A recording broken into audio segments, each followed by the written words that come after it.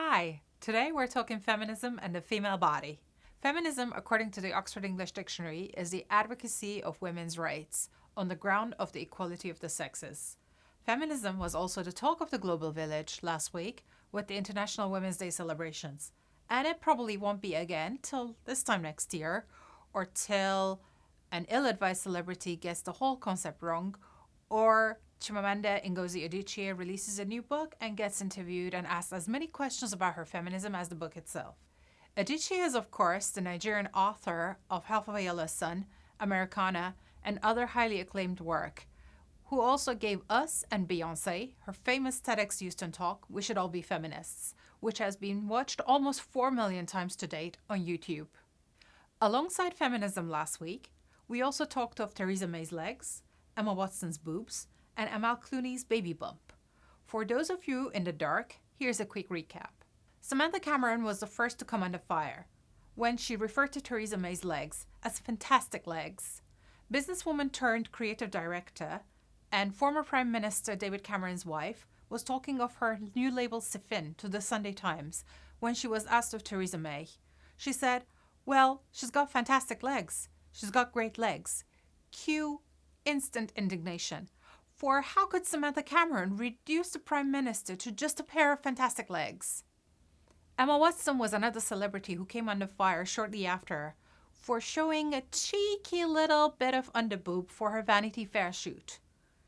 Immediately, outrage ensued, for how could she advocate women's rights and bare her boobs to the whole world to see? The UN ambassador was confused. In her defense, she said, "Feminism is about giving women a choice. Feminism is not a stick with which to beat other women.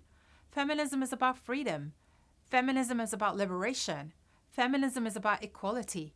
I really don't know what my tits have to do with it." Hot on Emma's heels, or are we to assume that she's not allowed heels because she's advocating for women's rights? Came tabloids and fashion magazines under fire for cooing over Amal Clooney's baby bump and her yellow dress that she wore to the UN last week, where she made a powerful speech to urge Iraq and the world to not let the Islamic State get away with genocide. All guns blazing, we were all over social media to and fro debating about Theresa May's legs and Emma Watson's boobs and Amal Clooney's baby bump. We were asking whether it was okay to pay homage to the Prime Minister's legs when she was running the country through tumultuous times post-Brexit. We were debating whether it was okay for a feminist to be baring her boobs to the world when she was seeking women's rights. We debated whether it was okay to admire a woman's sense of pregnancy style and to be cooing over her baby bump, when instead we should be focusing on the powerful speech she gave, advocating at one of the highest spheres of influence at the UN.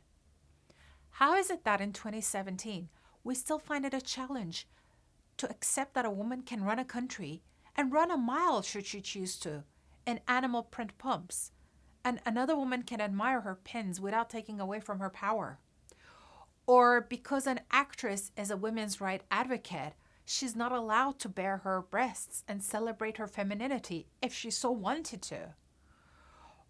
Or that we cannot praise and admire a woman for her impeccable sense of style without having to mention her work? How is this attitude any different from decades ago? The misconception that a feminist was an ugly woman with no makeup, bad hair, and frumpy clothes or trousers. Today, we accept the fact that a feminist can have makeup on, have good hair, and be well dressed. But the moment the attention turns to their body parts, oh no, the outrage ensues. We confuse feminism, the advocacy for women's rights, with many things that it is not. How dare we talk about Theresa May's legs, or bare Emma Watson's boobs, or admire Amal Clooney's maternity style or her baby bump? How dare we acknowledge, or worse, admire them? Well, how about this? Because they're female, and they're feminine, and that doesn't take away from their feminism.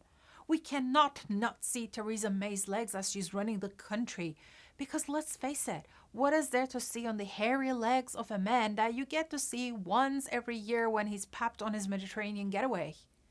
And Emma Watson is free to bare her bosom to the world if she chooses to, and that should not compromise her integrity or her advocacy, just like we can admire Brad Pitt in The Buff and still admire his professional work and his humanitarian causes. Back to Adichie.